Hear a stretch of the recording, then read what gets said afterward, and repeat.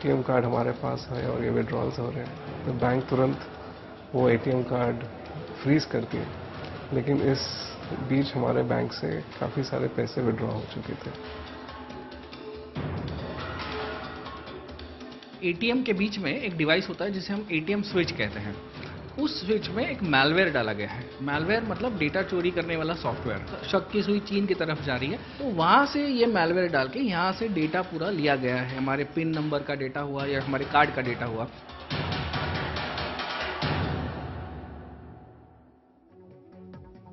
नमस्कार, मैं रवीश कुमार। सुबह सुबह जब आप अखबार में ये खबर देखें कि 32 लाख डेबिट कार्ड की सूचना उड़ा ली गई है तो पहले आप क्या करेंगे? बस चेक करेंगे, कार्ड देखेंगे, मोबाइल फोन में मैसेज चेक करेंगे कि बैंक की तरफ से कोई सूचना आई है या नहीं।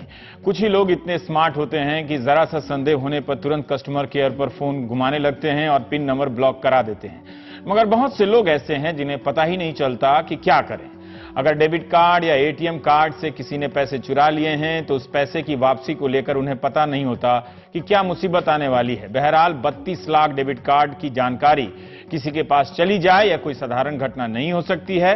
इकोनॉमिक टाइम्स के मुताबिक 32 लाख कार्ड में से 26 लाख कार्ड वीजा और मास्टर कार्ड के हैं। 6 लाख कार्ड रुपे प्लेटफॉर्म के बताए जाते हैं, क्योंकि state bank of India, HDFC bank, ICICI bank, yes bank, axis bank के ग्राहकों को बड़ा झटका लगा है। माना जा रहा है कि भारत में अब डेटा चोरी के बड़े मामलों में से ये एक है। लोग शिकायत कर रहे हैं कि चीन से किसी ने डेटा उड़ा लिया है। डेटा का मतलब हुआ पिन नंबर, नाम, जन्म तिथि, पता वगैरह वगैरह। इन सब की जानकारी किसी गिरोह के हाथ में लग गई होगी। बैंकिंग सेक्टर ने तुरंत ही ग्राहकों से संवाद करना शुरू कर दिया। मैसेज भेजा जाने लगा कि अपना पिन नंबर पास के एटीएम में जाएं और वहां से अपना नंबर बदल लें, पिन नंबर, और कस्टमर केयर में फोन करके कार्ड ब्लॉक करा लें, क्योंकि बड़ी संख्या में डेबिट कार्ड की क्लोनिंग हो गई है, उसकी नकल कर ली गई होगी, इसका खतरा है। स्टेट बैंक ऑफ इंडिया ने कहा कि बैंक ने 6,25,000 ग्राहकों के कार्ड ब्लॉक कर दिए। दूसरा कार्ड इसके बदले दिया जा रहा है। इतना बड़ा एक्सरसाइज कभी नहीं हुआ। ग्राहकों से कहा गया कि वे बैंक को फोन कर नए कार्ड का आवेदन तुरंत कर दें। एसबीआई के मैनेजिंग डायरेक्टर ने कहा है कि क्लोनिंग से नुकसान हुआ है, मगर पैसे के हिसाब से कम है। 10 से 12 लाख रुपए का नुकसान उन्होंने बताया, जिसे बैंक नियमों के मुताबिक भरपाई कर देगा। एटीएम मशीन तक चोरी हो जाती है, आए दिन देखते रहते हैं, लेकिन ये डकैती की तरह है। एटीएम नेटवर्क को जोड़ने वाले सिस्टम से डेटा की डकैती हो रही है। बैंक खुलकर इस खतरे पर बात नहीं कर रहे हैं, या हम या आप इस तरह के मामलों की संवेदनशीलता को समझने के योग्य भी नहीं हैं। यह भी एक सच्चाई है। सभी बैंकों का कहना है कि वे सुरक्षा को लेकर सतर्क हैं, चाक चौबंद व्यवस्था है उनकी, लेकिन all India bank employees association के उपाध्यक्ष हैं विश्वास उतगी ने, उन्होंने कहा है कि सभी पब्लिक और प्राइवेट सेक्टर के बैंकों के कार्ड का अपना सिस्टम है। इन सभी की नीतियों की समीक्षा किए जाने की जरूरत है। देखने की जरूरत है कि लीकेज कहां हो रहा है। National payment corporation of India कई तरह की संस्थाएं हैं, इसने बयान जारी कर कहा है कि सभी जरूरी कदम उठा लिए गए हैं, ग्राहकों को चिंता करने की जरूरत नहीं है। एनपीसीआई का कहना है कि 19 बैंकों के 641 ग्राहकों के साथ धोखाधड़ी की शिकायत आई है। कुल मिलाकर 1,30 लाख की रकम निकाली गई है।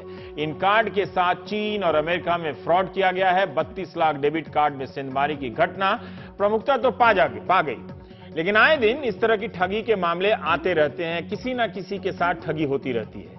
इक्का दुक्का एक व्यक्ति को जब ठगी होती है तो वो तो अखबार की हेडलाइन नहीं बनती है। लोगों को काफी परेशानियों का सामना करना पड़ता है। हमारी पूर्व सहयोगी रेवती लॉल, पिछले महीने उनके साथ क्या घटना हुई अहमदाबाद में कि इसी तरह की ठगी हुई। स्टैंडर्ड चार्टर्ड बैंक के डेबिट कार्ड से उन्होंने एक प्रतिष्ठित दुकान से 2,500 रुपए की खरीदारी की, लेकिन ठीक उसी वक्त किसी दूसरे लोकेशन से उनके डेबिट कार्ड से मैसेज आता है कि आपके खाते से 40,000 रुपए निकाल लिए गए। 4 बार 10-10 हजार रुपए पैसे निकाले जाने का मैसेज आता है, और रेवती अपने फोन पर देख रहे हैं कि वो कहीं और है, पैसा निकालने का मैसेज कहीं और से आ रहा है, जबकि उनके क्रेडिट कार्ड की जो सीमा है 18,000 रुपए है, तब भी 40,000 रुपए कैसे निकल गए।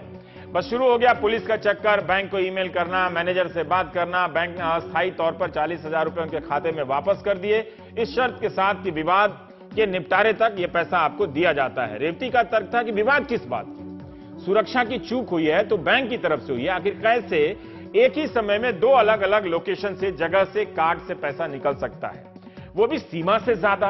तो क्या बैंक को पता नहीं चला? अगर बैंक में इतनी सुरक्षा है तो उसे पता क्यों नहीं चला कि एक ही कार्ड से एक ही समय में दो अलग अलग जगह जो एक दूसरे से काफी दूर हैं वहां से पैसे निकल रहे हैं। रेवती ने बताया कि उनके दो दोस्तों को जब पैसे निकाले जाने के मैसेज आने लगे, ये एक अलग घटना है, तो उन्होंने बैंक को फोन किया और जब तक इसे 1 दबाएं, 2 दबाएं, 4 दबाएं, 9 दबाएं, इनसे बात होगी तो ऑपरेटर से बात होते होते कई मिनट निकल गए और खाते से 2 लाख रुपए निकल गए। फिर उसके बाद वही झमेले का चक्कर। हम जानने का प्रयास करेंगे कि क्या बैंक रोज अपनी साइट पर बताते हैं कि आज कितने ग्राहकों ने धोखाधड़ी की शिकायत की या उनके साथ हुई या कितनों के साथ इन शिकायतों का निपटारा हुआ।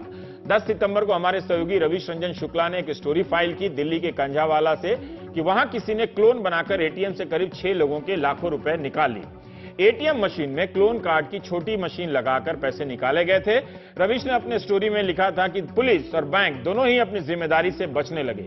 ये संजय माथुर हैं, इन्होंने इस स्टोरी में संजय माथुर ने रविश को बताया कि जिस दिन उन्होंने अपने एटीएम से पैसे निकाले थे उसी रात किसी अन्य शख्स ने उनके खाते से 70,000 रुपए निकाल लिए, जबकि एटीएम कार्ड उनके पास था। हेम पांडे ने बताया कि जब तक वे बैंक को फोन करते उनके खाते से 30,000 रुपए निकाल लिए गए थे। इनमें से किसी को पैसे नहीं मिले। रेवती लाल ने तो भाग दौड़ करके अस्थायी तौर से पैसा वापस ले लिया, लेकिन ये लिखे जाने से पहले रविश ने एक बार फिर से चेक किया, इन लोगों को कोई पैसा नहीं मिला, कोई सुनवाई नहीं हुई। थक हार कर इनमें से किसी एक ने प्रधानमंत्री कार्यालय को पत्र लिखा है, हारे को पीएमओ को सहारा टाइप। जबकि भारतीय रिजर्व बैंक बार बार साफ कर चुका है कि अगर बैंक की तरफ से कोई ढिलाई हुई या किसी तीसरे पक्ष ने कोई गड़बड़ी की तो ग्राहक किसी भी हाल में जिम्मेदार नहीं होगा और उसे उसका पैसा वापस देना होगा। रिजर्व बैंक की जानकारी के मुताबिक 31 जुलाई 2016 तक देश में 69 करोड़ 72 लाख डेबिट कार्ड है। इस साल फरवरी में बांग्लादेश में एक डकैती हुई, वहां के सेंट्रल बैंक से चोरों ने 660 करोड़ की रकम निकाली। दुनिया में इससे बड़ा बैंकिंग फ्रॉड शायद नहीं हुआ होगा। सेंट्रल बैंक के प्रमुख अतीउर रहमान को इस्तीफा भी देना पड़ा 1 महीने बाद। अभी तक ये पैसा वापस नहीं मिला है, जांच वांच चल रही है। बैंक जब पिन बदलने के मैसेज भेजते हैं तो क्या आप दौड़कर पिन बदलने जाते हैं, गंभीरता से लेते हैं? सही सही बोलिएगा। प्राइम टाइम में हम इसी पर बात करेंगे। मीरा सान्याल जी हैं, आप पूर्व सीईओ हैं आरबीएस बैंक की। प्रशांत माली साहब हैं, आप साइबर एक्सपर्ट हैं। और दत्तात्रेय उतेकर साहब हैं, आपके खाते के साथ हेरफेर हुई है। मीरा जी, मैं आपसे जानना चाहता हूं कि मैं भी डर गया 32 लाख डेबिट कार्ड की जानकारी अगर हैक कर ली गई है तो क्या ये वाकई ज्यादा डरने की बात है? और जिस तरह की कहानियां, व्यक्तियों की जब कहानियां मैं देखता हूं तब फिर ये भरोसा कम होता है जब बैंक कहते हैं कि चिंता करने की जरूरत नहीं है, हमारी सुरक्षा बहुत मजबूत है। क्या इतनी है?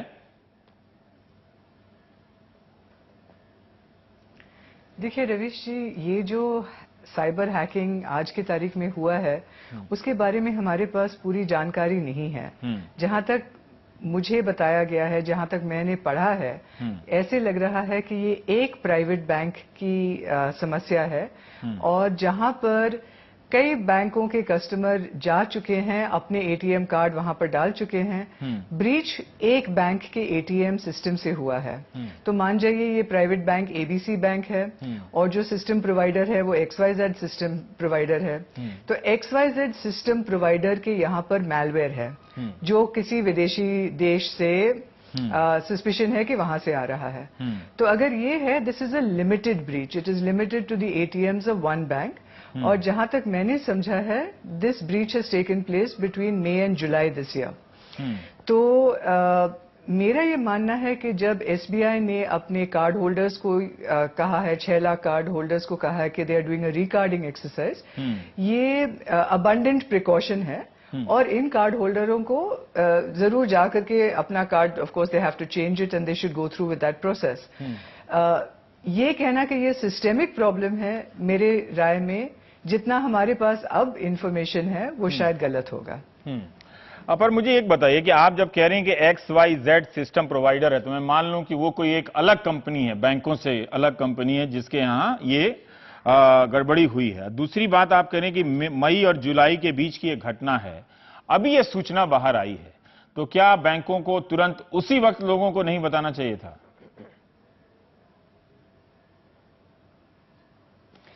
हाँ, जरूर बताना चाहिए था, लेकिन शायद रियल क्वेश्चन है कि हमें पता कैसे चला है कि इतने सारे कार्ड्स अफेक्टेड हैं। तो ये खबर किसको कहां से मिली है? क्या XYZ सिस्टम प्रोवाइडर ने ये खबर बैंकों को दी है? क्या आरबीआई ने जांच की है? क्या बैंकों ने अपने साथ से डिसाइड किया है? क्योंकि डेफिनेटली 6 लाख कस्टमरों की पैसे मतलब नहीं गुम हुए हैं। So the question is where have we got the data that the leak has taken place? ये भी जानना बहुत जरूरी है। ठीक है, एक सवाल और मैं आपसे जानना चाहता हूं कि ठीक है कि 6 लाख लोगों के गुम नहीं हुए, अभी जो एनपीसीआई ने कहा है कि कोई 641 लोगों के 1 करोड़ 30 लाख गुम हुए, तो उन 600 लोगों के कितना दिमाग खराब होगा। मेरे ही दफ्तर में कई लोग बता रहे हैं कि उनके अकाउंट से भी कभी 20,000 रुपये उड़ गए, कभी 30,000 रुपये उड़ गए और वो परेशान है। जो अहमदाबाद की कहानी बताई जिनके अकाउंट से 2 लाख निकल गए, या रेवती लॉल की सीमा है 18,000 से ज्यादा नहीं निकल सकता और 40,000 रुपये उनके अकाउंट से निकल जाते हैं।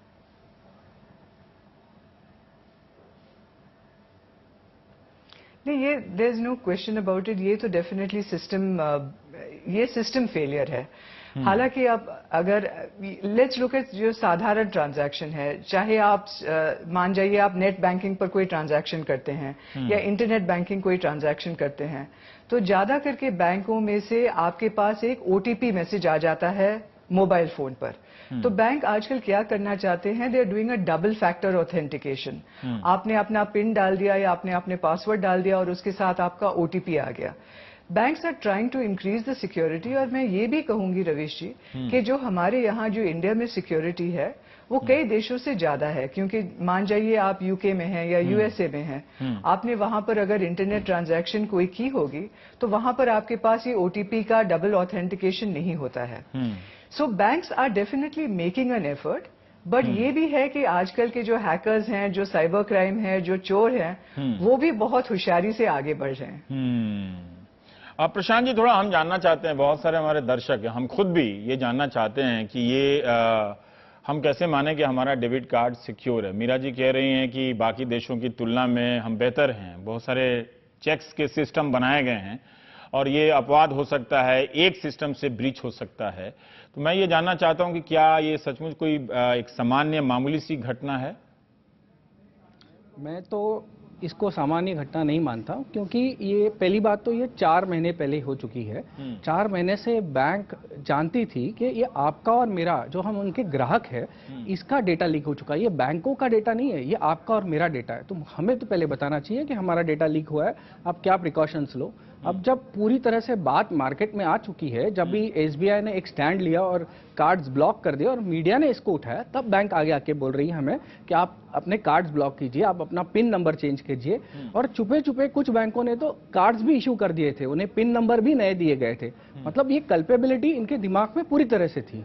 तो इनको हमें कहीं ना कहीं अकाउंटेबल बनाना चाहिए ग्राहकों की तरफ, क्योंकि ये फ्रॉड्स होते रहते हैं। मेरे पास गरीब लोग आते हैं जिनके पैसे गए होते हैं, जिन्हें बेटियों के शादी के लिए रखे होते हैं, किसी ने कोई ऑपरेशन के लिए रखे होते हैं, इनका पैसा जाता है, फिर बैंक इनको डोर टू डोर भगाता है, फिर कोर्ट्स टू कोर्ट्स ये जाते हैं। अपने पास अभी जो दूसरे हैं वो भी आपको बताएंगे कि कैसे इनको भगाया जाता है 1.5 2 साल और इनको पैसा नहीं दिया जाता। अगर लोअर कोर्ट में हम जीत भी जाते हैं, मैंने कितने ही सारे करीब 2-3 करोड़ 2.5 करोड़ के मैटर नीचे के कोर्ट में जीते हैं, हाई कोर्ट में अपील कर लेते हैं, लेकिन पैसे नहीं देते बैंक।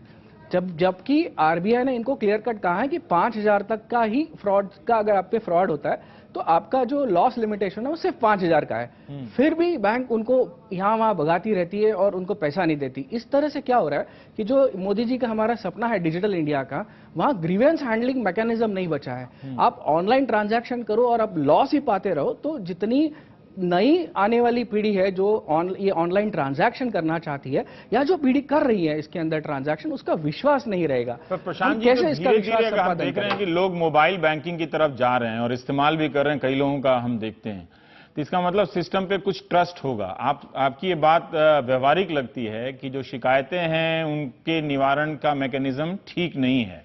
लेकिन कई दोस्त जैसे रविश रंजन शुक्ला कह रहे थे कि वैसे एटीएम से पैसा नहीं निकालना चाहिए, जहां कम लोग जाते हैं, जहां भीड़ भाड़ नहीं है, तो वहां क्लोनिंग जैसी हो सकती है।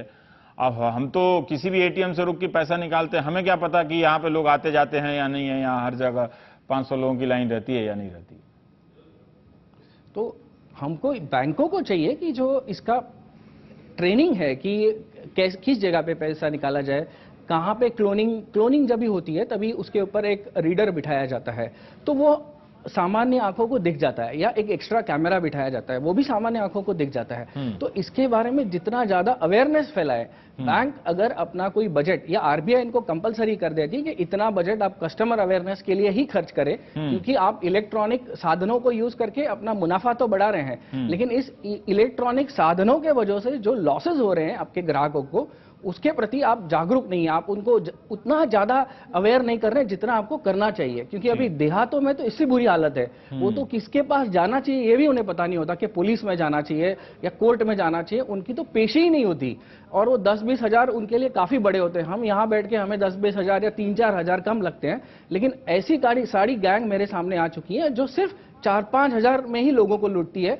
उन 4-5 हजार से मोबाइल रिचार्ज करवाती है, आपके बैंक अकाउंट हैक करके। मोबाइल रिचार्ज करने का बड़ा गोरख धंधा पूरे भारत में चल रहा है।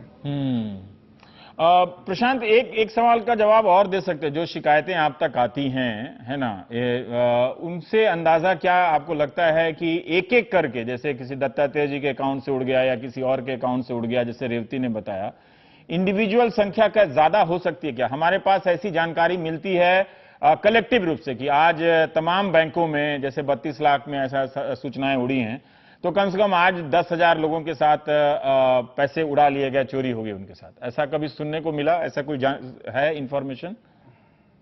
ये कलेक्टिव इंफॉर्मेशन गैदरिंग प्रोसेस जो है वो अपने यहाँ बनानी है, लेकिन मैं आपको बता दूं कि जो हमारी इन्वेस्टिगेशन चलती है उस पर हरियाणा में ऐसे गांव एक उभर के आया है जहां सिर्फ उन्हें ये ट्रेनिंग दी जाती है कि आप एटीएम के लूपहोल्स को कैसे एक्सप्लॉइट करो और उसमें से कैसे पैसे निकालो।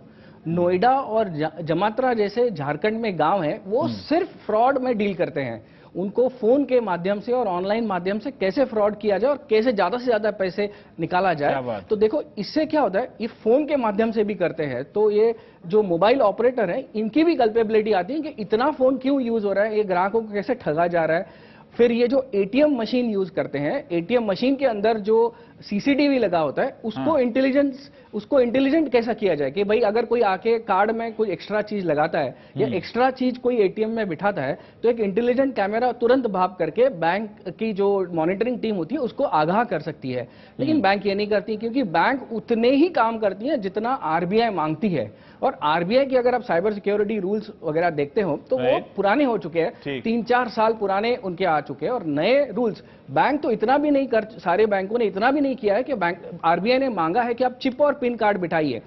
आज भी बैंकों ने जाके आरबीआई के पास अपना दुखड़ा रोया है और कहा है कि आप हमें और 1 साल एक्सटेंड कर दीजिए। तो अभी भी हम वो मैग्नेटिक स्ट्रिप वाला कार्ड यूज कर रहे हैं जो कि आसानी से क्लोन हो सकता है। तो ये जो क्लोन होने वाले कार्ड्स अगर हमारे सिस्टम में बने रहेंगे तो हम फ्रॉड, जो गरीब जनता है वो फ्रॉड की शिकार होती रहेगी। दत्तात्रेय जी, आप बता सकते हैं संक्षेप में कि जब आपके एटीएम कार्ड से पैसा जब निकला तो उसके बाद आपको क्या क्या करना पड़ा और कहां कहां आपको चक्कर लगाने पड़े? सर एक्चुअली मेरा ऑनलाइन फ्रॉड हुआ है। हाँ। मैं मेरे सैलरी अकाउंट में मैंने होम लोन के लिए मैंने पैसा बचा के रखा था। हाँ। और जस्ट 8 लाख अमाउंट होते ही मैं प्लान था कि आईडीबीआई बैंक को मैं चेक देने वाला था होम लोन नील करने के लिए। हाँ। मेरा सैलरी अकाउंट आईसीआईसीआई बैंक में था। हाँ। और 26 जुलाई 2015 में मेरा सैलरी अकाउंट हैक हो गया। और उसके बाद इमीडिएटली मैंने एफआईआर किया, अपना ये जो टाटा डोकोमो का मैंने उधर कंप्लीट लिखा है, लेकिन उसके बाद जो भी कुछ प्रोसीजर है वो मेरे कुछ सेटिस्फैक्टरी नहीं है। मीन्स अक्यूज को भी पकड़ा गया 3 जन को, उससे पुलिस भी कुछ रिकवर नहीं कर पा रही।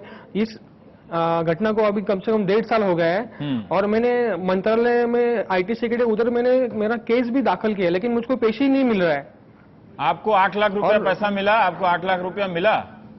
सर 1 रुपया भी नहीं मिला। 8 लाख तो बड़ी बात है सर। मेरा घूमने फिरने में 40-50 हजार गया ऐसे। मीरा जी, आप बताइए कि 8 लाख रुपया किसी के अकाउंट से चला जाए, मतलब वो कैसे बर्दाश्त करेगा? 3,000-4,000 ही बहुत होते हैं। मुझे समझ में नहीं आ रहा था कि क्या करें। मतलब अगर किसी के अकाउंट से चला जाए बैंक के फ्रॉड की वजह से, उसके सिक्योरिटी चूक की वजह से, तो हम तो सिक्योर नहीं है। किसी भी एक व्यक्ति के साथ ये घट जाए तो क्या कर सकता है?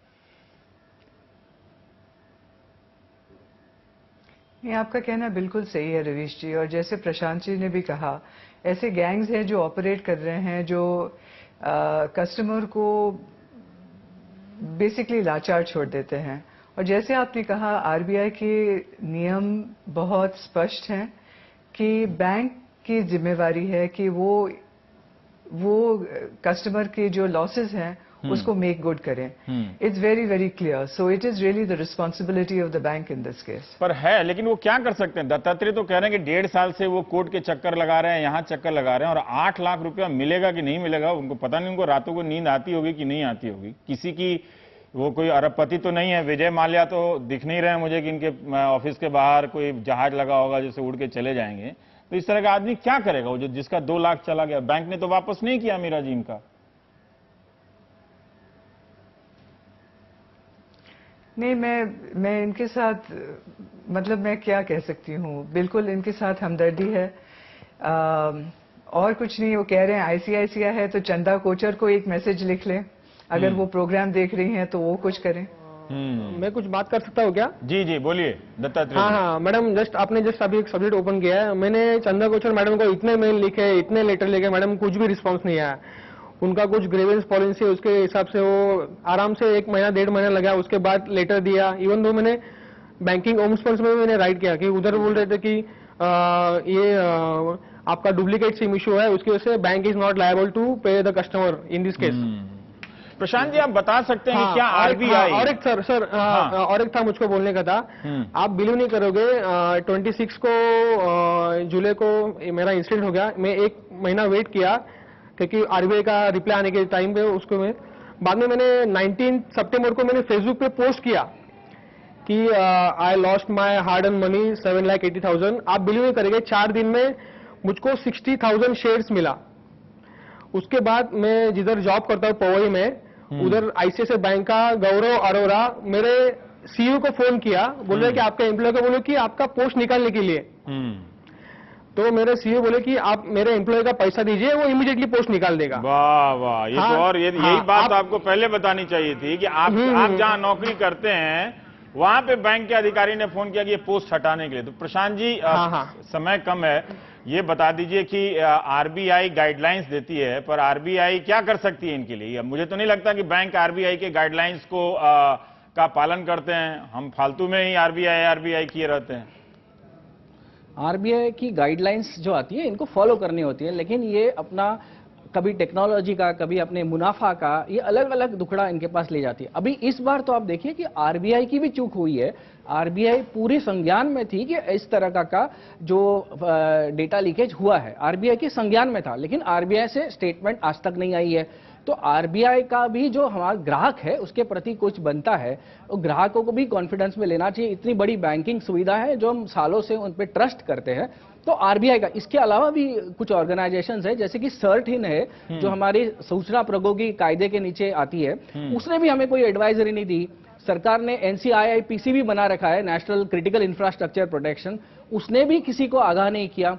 इसके बावजूद जैसे आप देखो कि हमारे यहाँ पे प्रिवेसी एक्ट जो है, जो प्रदेश में चलता है यूरोप में और यूके में, अगर वो नहीं होने से क्या होगा कि इनको रिस्पॉन्सिबिलिटी नहीं है कि डेटा लीकेज रिपोर्ट करें.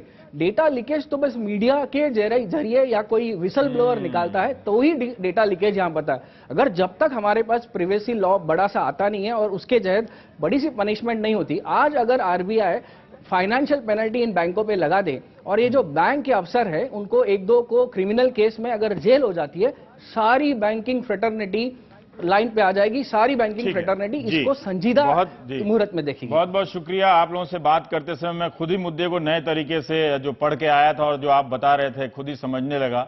लेकिन आप दर्शक अपने आप को दत्तात्रेय की जगह रखकर देखिए कि जब आपकी अपनी कमाई लुट जाती है तो आप अकेले हो जाते हैं, लेकिन राजनीति आपके साथ क्या करती है? हमेशा आपको भीड़ का हिस्सा बनाए रखती है, नारों में घुमाती रहती है.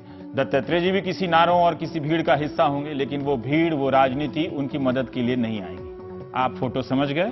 अगर नहीं समझे तो ब्रेक के बाद कोई और स्टोरी देखते हैं.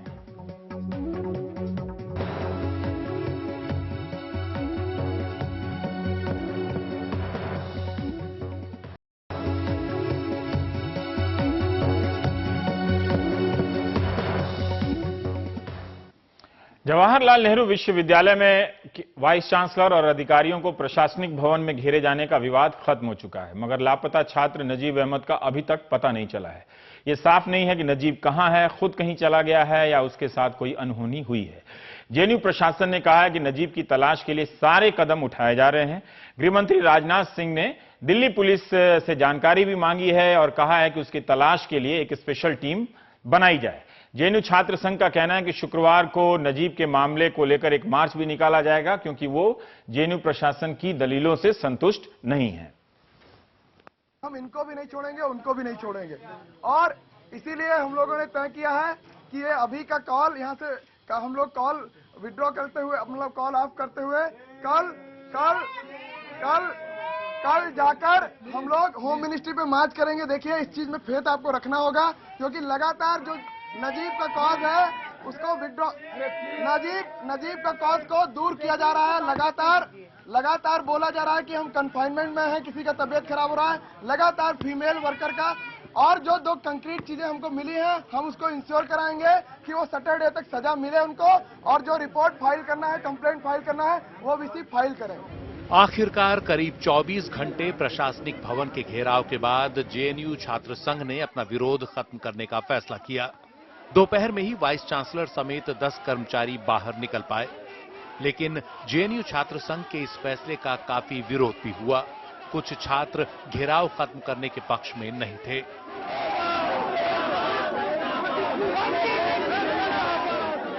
दरअसल ये छात्र 6 दिन पहले अपने एक साथी छात्र नजीब अहमद की कैंपस से हुई गुमशुदगी से नाराज हैं। नजीब जेएनयू के माही मांडवी हॉस्टल में रहता है। बताया जा रहा है कि हॉस्टल के इलेक्शन की बात को लेकर 14 अक्टूबर को उसकी एबीवीपी के छात्रों से मारपीट हो गई। उसकी अगली सुबह से ही उसका कोई पता नहीं है। इस मामले में नजीब के परिवार ने पुलिस में एफआईआर दर्ज कराई और पुलिस ने उसका पता बताने वाले को 50,000 रुपए देने की घोषणा की है। लेकिन छात्र इस बात से नाराज हैं कि जेएनयू प्रशासन ने एफआईआर क्यों नहीं कराई, परिवार को क्यों करानी पड़ी। 5 दिन तक यूनिवर्सिटी प्रशासन ने नजीब की मां और बहन से मुलाकात क्यों नहीं की। जेएनयू ने जो प्रेस रिलीज जारी की उसमें नजीब को मारपीट का आरोपी क्यों बताया। छात्र संघ का कहना है कि नजीब तो पीड़ित है। छात्र संघ ने नजीब से मारपीट के 9 आरोपी छात्रों को जांच पूरी होने तक हॉस्टल से निकालने की मांग की। इन सभी बातों पर वाइस चांसलर ने छात्रों को समझाने की कोशिश की। इसके लिए रात 12 बजे वाइस चांसलर प्रशासनिक भवन के दरवाजे तक भी आए और अपना पक्ष रखा। Together, all of us, we will do everything possible to locate Najib with the help of the police, and I appeal to you again to end this garrow and return to your respective hostels. उन्होंने कहा कि university प्रशासन लगातार police के संपर्क में है और मीडिया और वेबसाइट के जरिए नजीब से कहा गया है कि वो जहां भी है बिना डरे वापस आए और अपनी पढ़ाई पूरी करे। यूनिवर्सिटी प्रशासन ने कहा कि जांच कमेटी की रिपोर्ट आने तक किसी छात्र को निकाला नहीं जा सकता, लेकिन छात्रों को यह दलील समझ में नहीं आई। वो घेराव खत्म करने को तैयार नहीं हुए। नतीजा, वाइस चांसलर, रजिस्ट्रार और रेक्टर समेत करीब 10 कर्मचारियों को रात प्रशासनिक भवन के अंदर ही गुजारनी पड़ी। गुरुवार को वाइस चांसलर ने मीडिया से कहा कि उन्हें दोपहर 2:30 बजे एकेडमिक काउंसिल की एक जरूरी मीटिंग में जाना है। अगर तब भी उन्हें रोका गया तो मजबूरन पुलिस की मदद लेनी पड़ सकती है। See, this is a big university and we have to run this university efficiently. If anybody stops us from performing our duties, the law will take its own course. इस बीच अक्सर छात्र संघ का साथ देने वाले जेएनयू टीचर्स एसोसिएशन ने छात्रों के विरोध के तौर तरीके पर अपनी नाराजगी जाहिर कर दी। उन्होंने छात्र संघ से अपील की कि अंदर बाहर आने जाने पर किसी को रोका न जाए। जनोटा की तरफ से किसी भी कनिक का अंदर बंद रहना ओवरनाइट वांछनीय नहीं है, ये अशोभनीय है। घेराव एक प्रोटेस्ट का मेथड नहीं हो सकता है, ये पहली बात है। जनोटा ने कभी भी किसी भी घेराव को at any point of time कभी समर्थन नहीं किया है। हाँ, उनकी मांगे जायज हो सकती हैं, लेकिन उसके जो तरीके हैं उसको भी निर्धारित करना पड़ेगा। उधर छात्रों ने कहा कि उन्होंने किसी को बंदी नहीं बनाया। अगर किसी को जाना है तो वो उनके ऊपर से चढ़कर चला जाए। मामला जब तूल पकड़ने लगा तो केंद्रीय गृह मंत्रालय ने मामले में दिल्ली के पुलिस कमिश्नर से रिपोर्ट मांगी। गृह राज्य मंत्री ने तो ये तक कह दिया कि कुछ छात्र जेएनयू में पढ़ने नहीं, राजनीति करने आते हैं।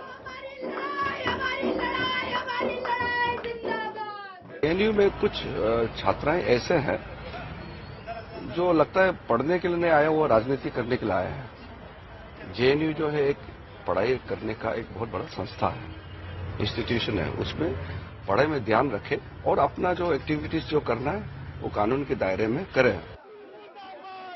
इस सबके बीच जेएनयू प्रशासन ने कहा कि जांच कमेटी जल्द से जल्द रिपोर्ट देगी, जिसके आधार पर आगे की कार्रवाई की जाएगी। ऐसे में जेएनयू छात्र संघ ने घेराव खत्म करने का फैसला किया। इस फैसले के पीछे जेएनयू टीचर्स एसोसिएशन के दबाव की बड़ी भूमिका दिखी, लेकिन छात्रों का कहना है कि वो अपनी लड़ाई जारी रखेंगे और शुक्रवार को गृह मंत्रालय तक विरोध मार्च करेंगे। मानना चाहिए कि छात्र संघ ने समझदारी दिखाई, क्योंकि अगर ये टकराव लंबा खींचता तो नुकसान छात्रों की पढ़ाई का भी होता और विश्वविद्यालय की साख का भी। विरोध अपनी जगह है, पर सवाल विरोध के तरीके को लेकर था। नई दिल्ली से शांति अरोड़ी और कैमरा पर्सन जगदीश प्रकाश के साथ Parimal Kumar, NDTV India.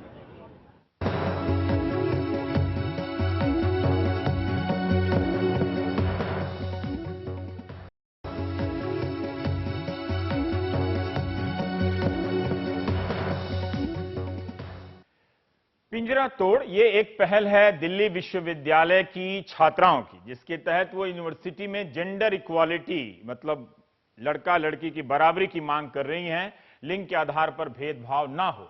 UGC ने इस बारे में गाइडलाइंस भी जारी की है। इसके तहत महिलाओं की सुरक्षा के लिए हॉस्टल में उन पर किसी तरह के भेदभाव भरे नियम नहीं थोपे जा सकते।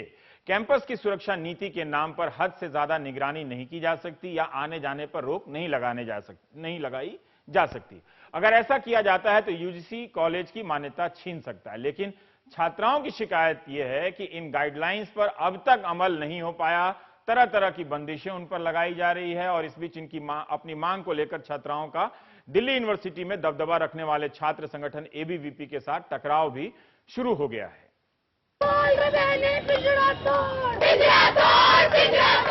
पिंजरा तोड़ यानी बंदिश की जंजीरों से आजादी। पिछले एक साल से डीयू, जेएनयू और जामिया समेत तमाम विश्वविद्यालयों की छात्राएं महिलाओं के साथ भेदभाव के खिलाफ संघर्ष कर रही हैं।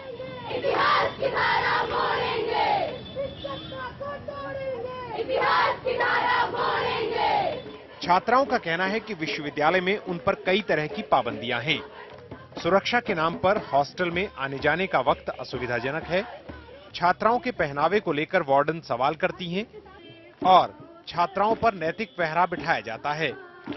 दिल्ली में गर्ल्स हॉस्टल की संख्या काफी कम है और छात्रों के हॉस्टल के मुकाबले गर्ल्स हॉस्टल काफी महंगे हैं। छात्राओं का कहना है कि इस बारे में यूजीसी का सर्कुलर लागू किया जाना चाहिए। वो एक बाइंडिंग सर्कुलर है, जो सर्कुलर बिल्कुल नहीं इम्प्लीमेंट किया जा रहा है। दिल्ली यूनिवर्सिटी उसको शेमलेसली फ्लाउट कर रही है। वो सर्कुलर बोलता है कि sexual harassment complaints committee cells होने चाहिए, वो इंटरनली जिसमें इलेक्टेड स्टूडेंट मेंबर्स हो। वो सर्कुलर बोलता है कि विमेन स्टूडेंट्स को हॉस्टल्स मिलना चाहिए प्रायोरिटी बेसिस में, और ये जो कर्फ्यू टाइमिंग, मॉरल पुलिसिंग, तानाशाही जो चलती है हॉस्टल्स में, वो बंद होना चाहिए। हम लोग का एक नारा है, सभी तालों को अभी हटाओ, यूजीसी का सर्कुलर लाओ। मई 2006 में यूजीसी ने जो सर्कुलर जारी किया वो तो लागू नहीं हुआ है, लेकिन इन छात्राओं का कहना है कि दिल्ली विश्वविद्यालय छात्र संगठन यानी डूसू में दबदबा रखने वाली एबीवीपी के सदस्य इन्हें डरा धमका रहे हैं। पिंजरा तोड़ का एक पुराना कॉन्फ्लिक्ट का हिस्ट्री है एबीवीपी के साथ। जब से पिंजरा तोड़ के 2 हफ्ते भी नहीं हुए जब हमारे पोस्टर्स फाड़ने लग गए वॉल ऑफ डेमोक्रेसी से। फिर हमारे इवेंट्स में आके हमें हैरास करते हैं, नोट दिखा दिखा के नाचते हैं, हमें गाली गलौज करते हैं। उनके खुद के इलेक्शन में एक विमेन कैंडिडेट होती है, लेकिन वो इस पॉलिटिक्स को विमेन की सेक्सुअलिटी पे इस तरह से क्वेश्चन करते हैं, इस तरह से उनके कपड़ों पे उनके ऊपर मॉरल पॉलिसिंग करते हैं, और पूरा एडमिनिस्ट्रेशन इस बात को जानते हुए भी चुप रहता है। और एबीवीपी की ये दादागिरी, ये गुंडागर्दी, ये छोटे छोटे इंसिडेंट्स इस तरह से बढ़ते जा रहे हैं कि शायद सड़कों पे चलना भी मुश्किल हो गया है। हालांकि डूसू के अध्यक्ष अमित तंवर ने इन आरोपों का खंडन किया। एनडीटीवी इंडिया से बातचीत में तंवर ने कहा, किसी छात्रा को परेशान नहीं किया गया और किसी मुहिम का हमने विरोध नहीं किया। कुछ लोग सुर्खियों में बने रहने के लिए एबीवीपी पर आरोप लगाते हैं।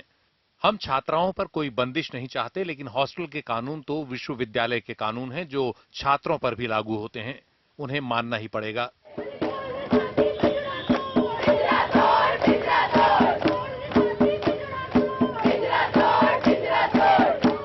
उधर छात्राओं का कहना है कि उनकी लड़ाई किसी एक विचारधारा से नहीं है और न ही पिंजरा तोड़ किसी एक राजनीतिक विचारधारा के लोगों का गुट है।